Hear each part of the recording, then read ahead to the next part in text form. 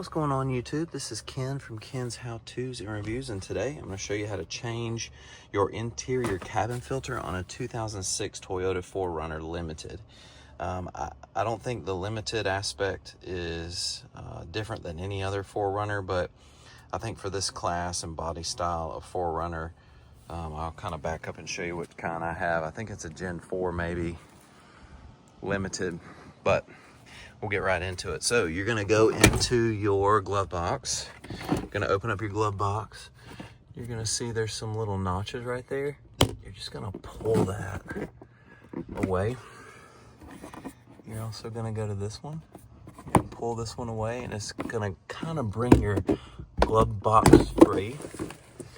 Okay, and then you're gonna check into this space right here. Now I've already taken it out, but here's what it looks like when it's gonna go in. You kind of need two hands to do this, so I'm not going to click it in, but here's what it looks like when you do your glove box down. So there's a clicker right there, and you press those, use two hands, pull this thing out. Now this is your in-cabin filter, so it's filtering air that's coming from the outside in. You can see this one's pretty grody. It's got some leaves in there. Pretty nasty. So I got this from Amazon. It's pretty cheap, maybe $7 bucks. And all you do, just remember which way you're gonna put it in, because the airflow matters. So just kind of peel this out of there, and if you get confused, there's your flow indicator. So airflow going in.